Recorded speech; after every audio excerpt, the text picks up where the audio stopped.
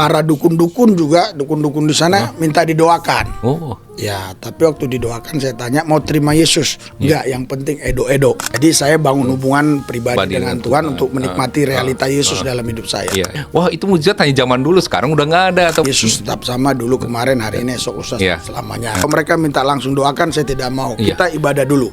Karena memang ini kesembuhan dari Yesus. Bukan saya pengobatan. Tentu karunia itu dari Tuhan. Tapi kadang orang nggak tahu kalau dia punya karunia. Kalau kunci kesuksesan adalah takut akan Tuhan, bergaul erat dengan Tuhan Yesus.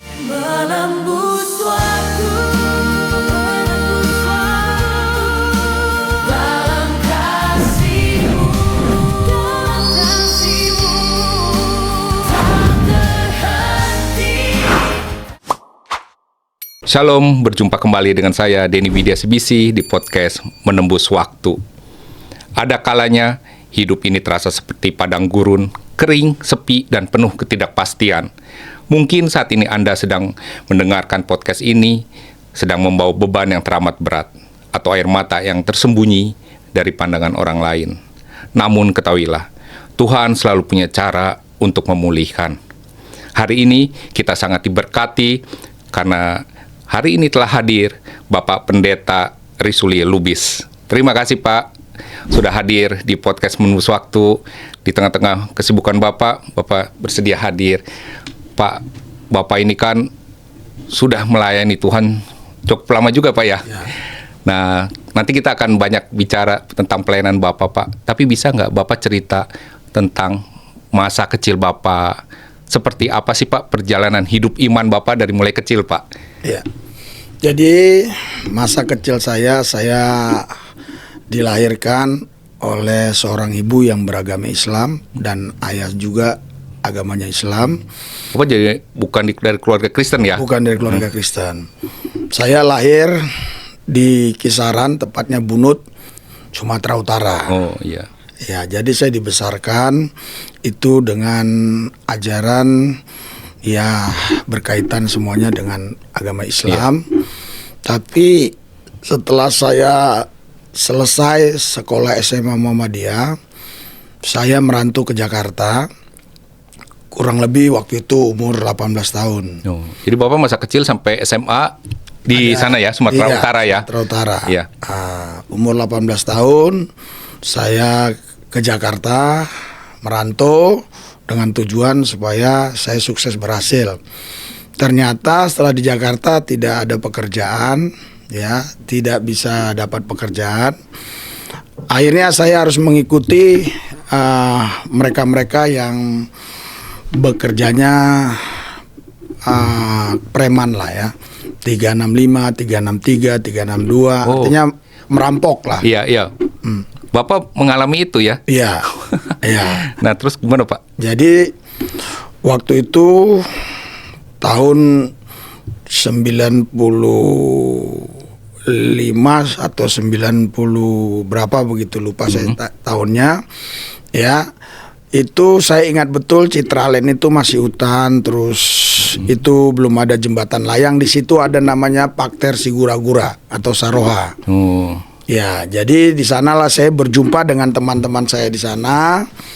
Akhirnya kami ya setiap hari, boleh katakan setiap hari lah, cara cari uangnya itu 365 atau perampok. Iya. Begitu. Preman juga ya Pak ya?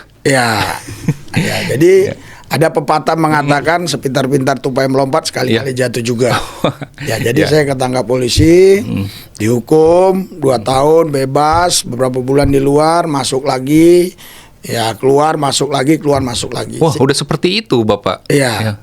Singkat ceritanya setelah 5 kali saya masuk pengadilan meja hijau, ya masuk penjara, dan jam 2 pagi waktu itu saya boleh dikatakan tidak tidur sebenarnya, lagi golek-golekan begitu di penjara, dan saya mendengar nyanyian gini, ke gunung tinggi ku naik-naik mencari damai, ke lembah curam ku turun-turun mencari damai, tapi akhirnya damai tiada ku dapati jua, hanya di dalam Yesus Tuhan. Jadi siapa yang menyanyi Pak?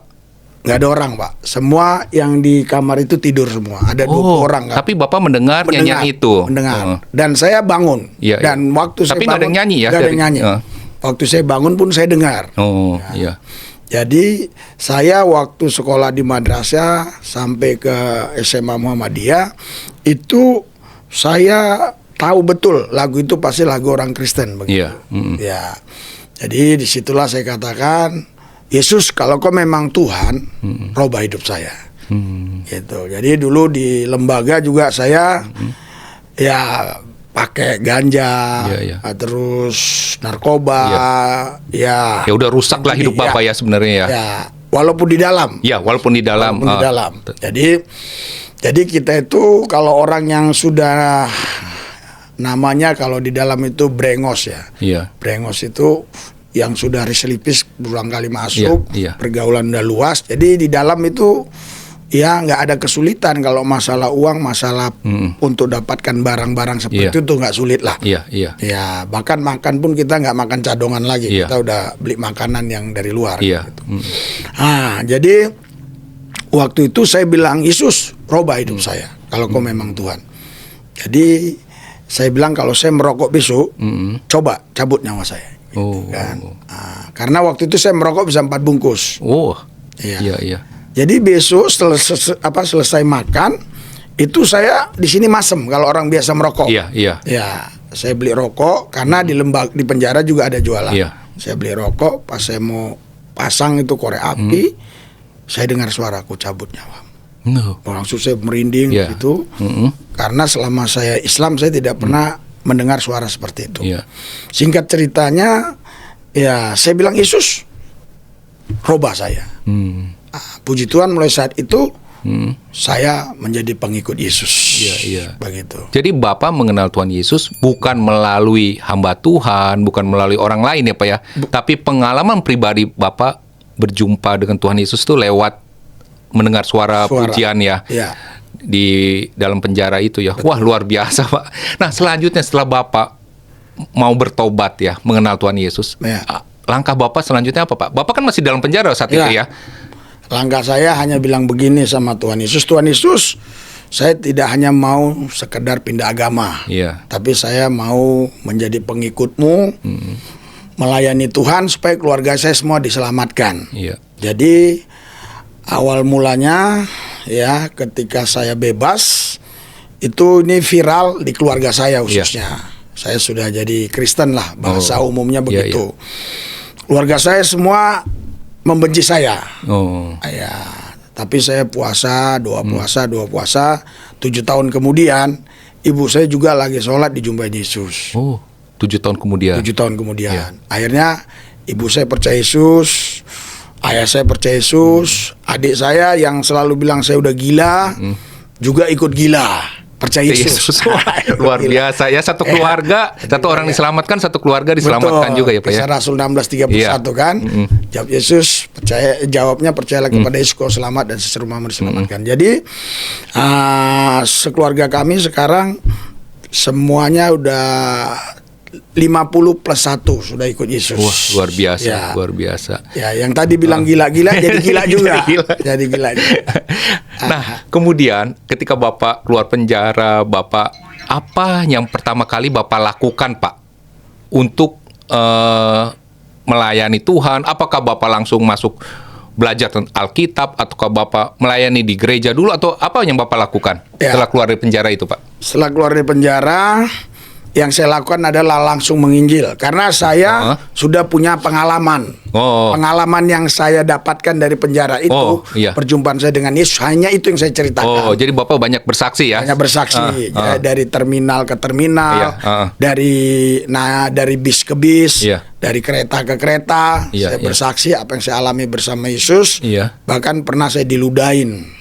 Ya, waktu saya bersaksi. Jadi yang saya lakukan hanya menceritakan apa yang saya alami bersama Yesus, begitu Pak. Walaupun banyak yang mencemooh, banyak meludahi Bapak. Ya. Nah, kemudian Bapak kan sekarang menjadi seorang pendeta. Bagaimana perjalanan hidup Bapak tuh Pak selanjutnya setelah banyak bersaksi? Apakah Bapak terus masuk ke suatu gereja atau bagaimana, Pak? Ya, jadi waktu saya ada di Terminal Grogol pada waktu itu kurang lebih tahun 1996 akhir lah ya.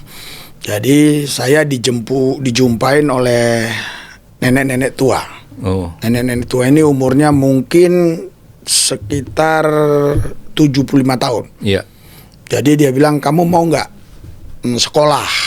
Sekolah apa? Sekolah Alkitab. Apa itu sekolah teologi ya? Dia bilang. Saya bilang, ini gembel ketemu gembel suruh sekolah. Karena nenek-nenek ini pakainya compang-camping, rambutnya acak-acakan, pakai sendal jepit. Ya, dia bilang, wah ini brosurnya. Intinya saya terima saja brosur itu. Saya terima brosur itu. Terus saya dikasih uang 20.000. Pada waktu itu dari Jakarta ke Surabaya ongkos masih 12.000. Saya masih ingat naik keretanya tuh bunyinya gini. Mari jajan, mari jajan, mari jajan, gak ada duit. Ya. Kalau sekarang kereta beda. Sukses. Oh, harus sekolahnya di Surabaya? Karena memang direkomendasikan di Surabaya. Jadi setelah selesai saya sekolah di sana, terus saya memberitakan Injil sampai ke pedalaman-pedalaman. Bahkan ya saya selama 3 tahun terus di pedalaman, mulai dari Sorong, dari Manokwari, itu berpindah-pindah. Ya. Lebih ke misi ya Pak ya, Bapak ya, pelayanan misi ya. Misi betul, lebih ke misi. Ya. Kenapa Bapak mengambil pelayanan itu Pak?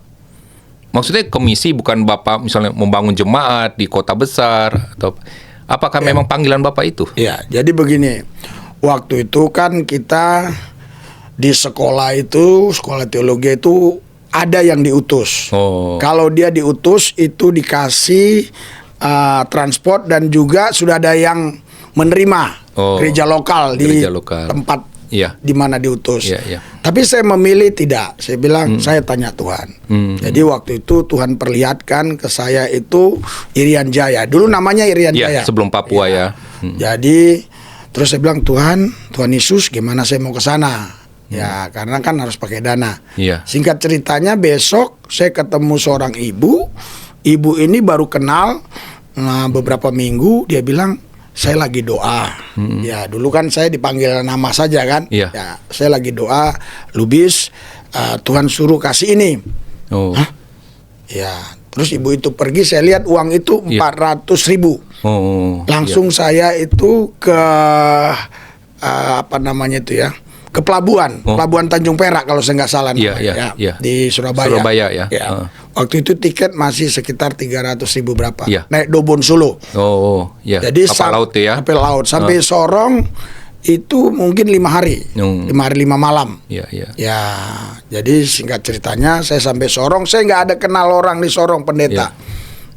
Waktu itu saya naik angkot di mobil, diangkut, terus ada saya lihat ibu-ibu di sebelah kiri saya layani, saya cerita tentang Yesus. Dia bilang mohon maaf saya Islam. Iya. Terus yang kanan saya injilin lagi. Terus yang kanan saya bilang, Pak, saya ini pendeta kata. Wah, kaget saya kan, saya ini pendeta. Singkat ceritanya, diajak saya ke tempat dia. Saya ingat itu gerejanya apa, Sidang Jemaat Allah kalau nggak salah ya. Jadi dibawa ke tempat dia. Jadi langsung saya dikasih khotbah waktu itu.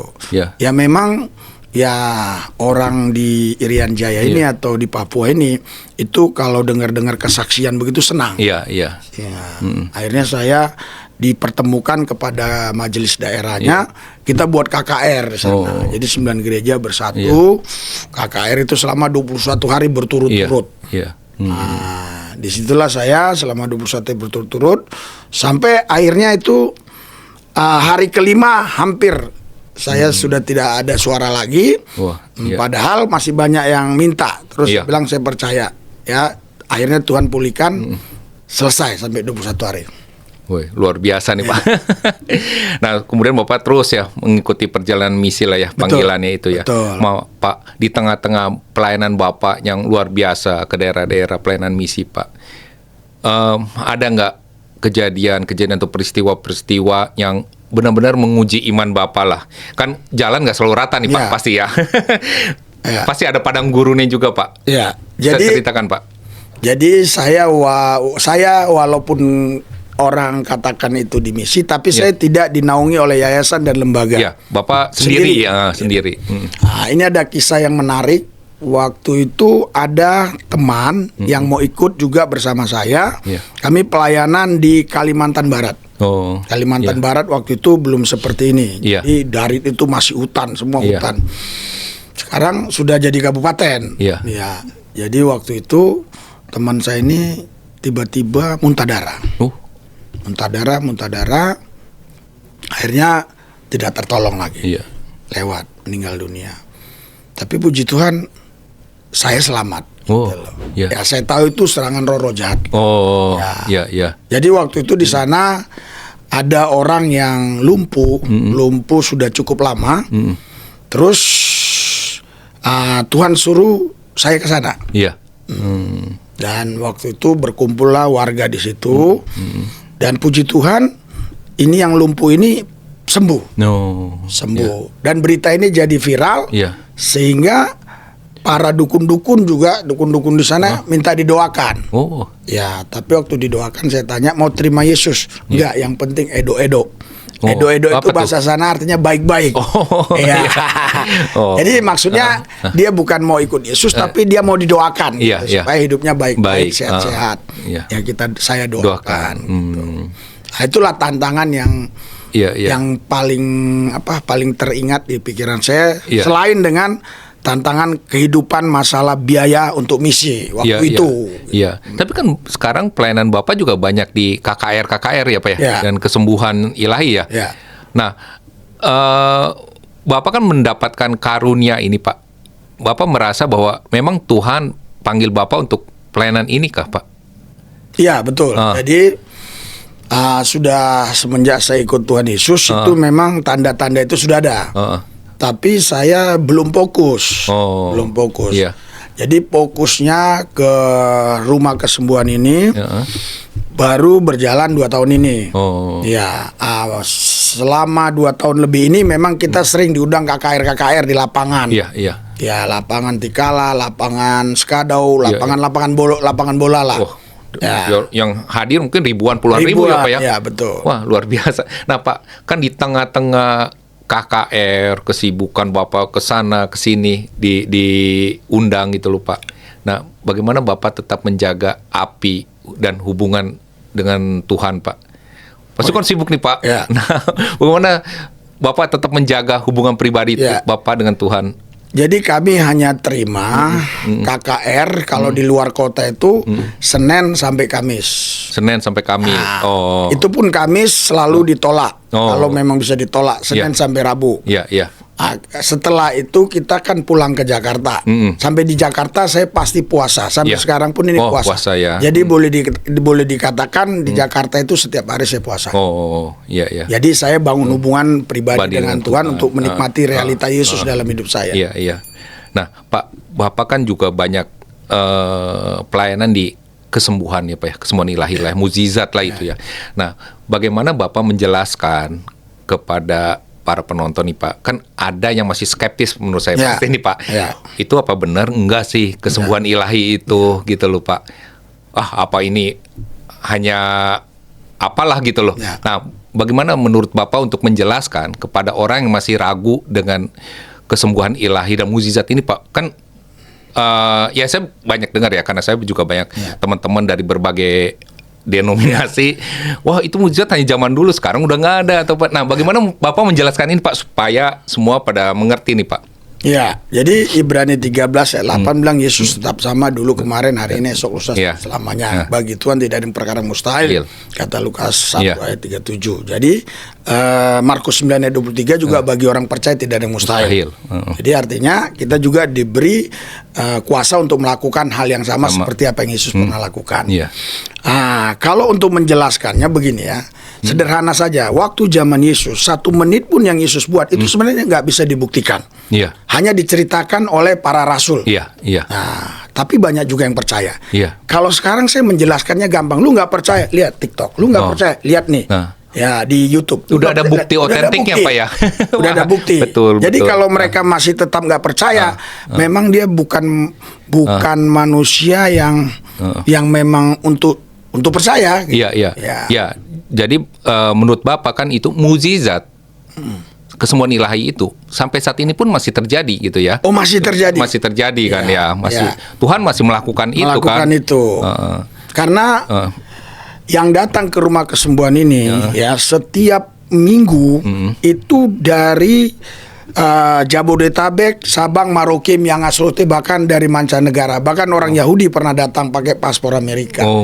Artinya itu nggak bisa rekayasa, karena itu di depan orang rame, ratusan orang, bisa 200 lebih. Jadi nggak bisa rekayasa, karena ada yang memang bilang, wah itu rekayasa, itu dibayar. Bagaimana saya bayar orang ratusan itu? Dari mana uang saya? Gitu betul. Jadi ini memang pelayanan yang Tuhan percayakan kepada Bapak ini. Betul. Ya karena biar para penonton juga mendengar Pak ya. Kesaksian benar-benar ini yang Bapak alami. Nah, Bapak kan sekarang mulai merintis pelayanan yang unik lah menurut saya ya Pak ya. Dengan dikenalkan gereja tanpa tembok, 1000 pintu dan rumah kesembuhan gitu loh Pak. Apa sih Pak visi dari pelayanan Bapak ini Pak? Ya. Jadi dulu Pak, saya memperkenalkan Yesus itu harus turun bis, naik kereta, turun kereta ke jalan-jalan. Sekarang di rumah kesembuhan orang yang datang Pak. Saya nggak panggil orang datang. Jadi rumah kesembuhan ini bukan hanya untuk agama tertentu. Jadi di situ ada Islam, Buddha, Hindu. Oh, ini bebas ya Pak ya? Bebas. Tapi tidak pernah mereka maksudnya kalau mereka minta langsung doakan, saya tidak mau. Kita ibadah dulu. Karena memang ini kesembuhan dari Yesus.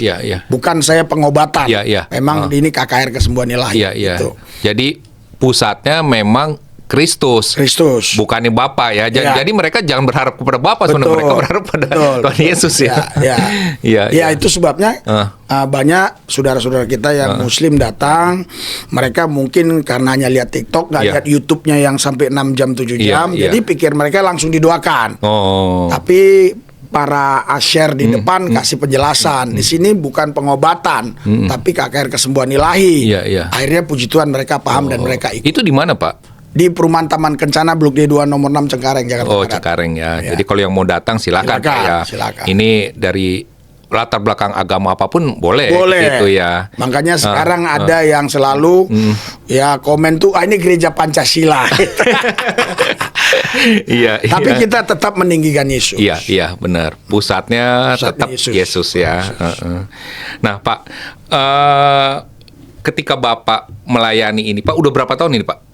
Ini kalau yang di rumah kesembuhan ini sudah ada 2 tahun. Tapi kalau gereja tanpa tembok sudah 8 tahun. Lebih lama itu ya? Lebih lama. Itu hanyakah ada di Cengkareng ini, ataukah Bapak bangun juga di tempat-tempat lain? Gereja tanpa tembok apa sih maksudnya Pak? Kan begini, banyak orang berpikir bahwa wah ini sudah ada salib, ada gedung, ada orang kumpul, ini gereja. Padahal itu gedung. Tempat orang berkumpul. Karena kalau kita baca Matius 16 ayat 13, Yesus berkata, di atas batu karang aku mendirikan jemaatku. Itu dalam bahasa aslinya eklesia, kumpulan orang percaya. Jadi gereja tanpa tembok ini saya bangun walaupun nggak ada temboknya. Kenapa dikatakan gereja tanpa tembok? Karena nggak ada temboknya. Ini jadi bukannya gedung gereja? Bukan. 1000 pintu karena pintunya banyak Pak. Masuk dari mana-mana bisa. Jadi ini berupa apa Pak? Supaya ada bayangan nih. Ini hanya di tempat terbuka gitu? Iya. Ini di kolong Pak. Di kolong. Tapi yang hadir ratusan orang. Bisa 150, bisa lebih. Jadi ini juga mereka dari berbagai macam agama dulunya. Tapi puji Tuhan dengan berjalannya waktu banyak yang sudah mengikut Yesus gitu. Di sini kita tidak ada khusus untuk memanifestasikan kuasa Tuhan dalam kesembuhan, tapi khusus hanya melayani orang-orang yang termarginalkan atau orang-orang yang di jalanan, Pak. Nah, begitu, Pak. Nah, ketika Bapak melayani ini, Pak, memang Tuhan memanggil Bapak gini loh Pak. Bapak merasa ini yang panggilan Tuhan gitu. Mungkin kan Bapak bisa membangun gereja yang besar, yang dari jemaat yang menengah ke atas gitu loh. Tapi kok Bapak mau melayani ini gitu loh, Pak? Ya, begini Pak ya. Ya ada beberapa kali kita dipanggil pejabat, sekalipun ketika ada pelayanan gereja tanpa tembok kita tolak. Kita lebih memilih gereja tanpa tembok. Seperti kemarin hari Kamis, Bu Wamen, ya Wakil Menteri, ya mau ketemu, kita pelayanan gereja tanpa tembok hari ini. Ya kita atur waktunya.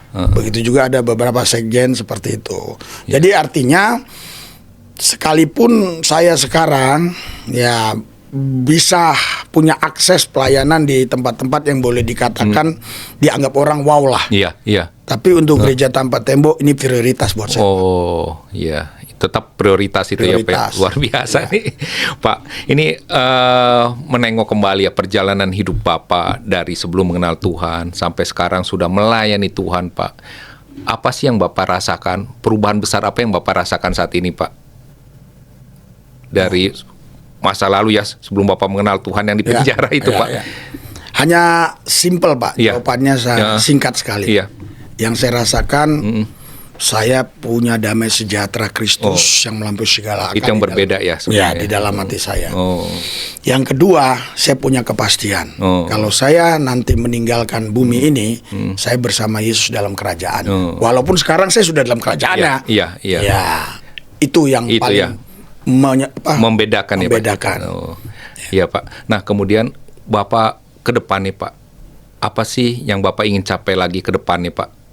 Atau visi apa yang Tuhan berikan Bapak untuk 5-10 tahun lagi ke depan? Ya, jadi kerinduan saya bisa merangkul beberapa orang yang memang rindu untuk juga melayani kesembuhan. Maksudnya melayani dalam karunia kesembuhan. Tentu karunia itu dari Tuhan. Tapi kadang orang nggak tahu kalau dia punya karunia kalau tidak kita ajak bersama-sama dan berlatih dan praktek langsung di lapangan, kan begitu. Mungkin Tuhan udah memberikan itu ya, karena dia nggak pakai karunia itu ya Pak, bisa gitu ya? Bisa gitu Pak. Jadi kerinduan saya mau buat sekolah, tapi fokusnya kepada karunia kesembuhan.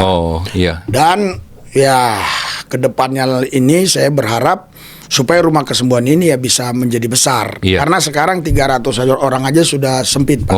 Karena kan banyak yang pakai kursi roda. Jadi kita sekarang ya pakai yang ada saja dulu. Gitu. Tuhan akan berikan lagi kan nanti ya. Nah Pak, kemudian legacy atau warisan apa yang ingin Bapak tinggalkan buat generasi muda nih Pak di Indonesia saat ini, terutama buat anak-anak Tuhan yang masih muda saat ini Pak? Apa pesan-pesan yang ingin Bapak sampaikan buat anak-anak muda? Ya, jadi kunci kesuksesan, keberhasilan itu bukan karena kita sekolah tinggi secara formal, atau bukan karena kita itu keturunan orang kaya, atau karena kita punya relasi banyak. Tapi kunci kesuksesan adalah takut akan Tuhan, bergaul erat dengan Tuhan Yesus. Itu ya, itu kunci kesuksesan. Karena ya simpel saja ya. Kalau dunia bisa kasih kepintaran, masa Yesus nggak bisa kasih? Kalau dunia bisa kasih kecerdasan, masa Yesus nggak bisa kasih? Kan begitu. Kalau dunia bisa kasih yang lain-lain, Yesus juga bisa kasih. Makanya sering saya bilang, saya tidak punya apa-apa, tapi saya punya Yesus. Apa-apa yang Yesus punya itu punya saya. Begitu. Wah, luar biasa. Nah Pak, ini pesan-pesan Bapak buat para penonton nih Pak, yang saat ini sedang mengalami banyak pergumulan lah, terutama yang lagi sakit juga Pak, kan pelayanan Bapak banyak di kesembuhan. Nah kemudian mereka yang mengalami sakit penyakit yang mungkin sudah bertahun-tahun tidak sembuh, atau mereka yang sedang mengalami pergumulan ekonomi, pelayanan, pekerjaan atau apapun Pak, silakan Bapak, apa yang Tuhan taruh dalam hati Bapak, pesan-pesan buat mereka Pak. Hanya satu, karena Tuhan Yesus berkata di Lukas 18 ayat 8, kalau aku datang ada nggak iman di bumi? Jadi iman ini musuhnya realita, musuhnya kondisi, musuhnya situasi dan keadaan. Ya makanya iman akan mengalahkan segala-galanya. Sebab itu tanpa iman tidak ada seorang pun yang berkenan kepada Allah. Jadi ya pesan saya tetap punya iman di dalam Yesus. Karena iman di dalam Yesus yang menyelamatkan, iman di dalam Yesus yang menyembuhkan. Jadi begini, sejak kecil kita sudah didoktrinasi bahwa kalau sakit pilek itu gampang obatnya. Tapi kalau kanker stadium 4 ini sulit. Sulit. Segitu ya. Segitu karena kita sudah didoktrin. Padahal bagi Yesus menyembuhkan pilek, menyembuhkan kanker stadium 4 sama aja, Pak. Bukan berarti kalau kanker stadium 4 harus 4 kali dembus. Terus ini sembuh. Sama aja, Pak. Sama ya. Ya bagi Tuhan tidak ada bedanya ya. Tidak beda. Tapi manusia yang membedakan itu. Ini penyakit ringan, penyakit berat, gitu ya. Bagi yang mungkin dalam situasi kondisi ekonomi yang terpuruk, Tuhan kan sudah janji buat kita, Dia akan tetap menyertai kita, bahkan Dia tinggal di dalam kita, kita di dalam Dia. Jadi sering saya katakan, Yesuslah masa depanku, Yesuslah hartaku, Yesuslah kekayaanku, Yesuslah kepastianku. Di dalam Yesus aku dipelihara, dijaga, dilindungi. Bersama Yesus aku lakukan perkara-perkara besar. Di dalam Yesus aku cakap menanggung segala perkara, karena tidak ada yang mustahil bagi orang percaya. Amin, amin. Luar Jadi biasa. kuncinya percaya. Percaya ya. Oke, luar biasa, Pak. Nah, ini Pak, pertanyaan terakhir, Pak. Apa ayat favorit dari Pak Pendeta Lubis ini, Pak? Ayat favorit saya Filipi 1, Pak. Ayat 21 saya bacakan nih, Pak. Filipi 1 ayat 21, karena bagiku hidup adalah Kristus dan mati adalah keuntungan. Itu ayat favorit saya, Pak. Jadi begini ya. Ya, hidup bagi Kristus, mati untung. Artinya mati aja untung, hidup lebih untung harusnya. Iya, luar biasa nih, Pak. Waduh, terima kasih, Pak. Sudah banyak bersaksi, menyaksikan kebesaran Tuhan dalam hidup Bapak dan perjalanan hidup Bapak kepada para penonton, Pak, menembus waktu. Pak, sebelum kita akhiri, mohon kesediaan Bapak untuk berdoa buat para penonton menembus waktu dan siapapun yang melihat video ini, Pak.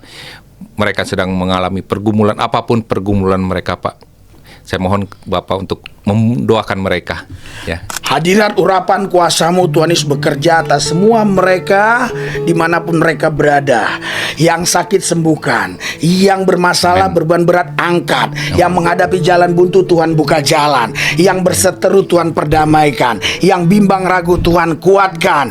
Urapi mereka Tuhan supaya mereka tetap tinggal di dalam Yesus dan Yesus dalam mereka. Kalau ada kuasa gelap, iblis, setan, roh jahat yang coba ingin memutarbalikkan kebenaran firman, kami patahkan dalam nama Yesus. Terima kasih Tuhan, di dalam satu nama Yesus yang kudus kami berdoa mengucap syukur. Haleluya.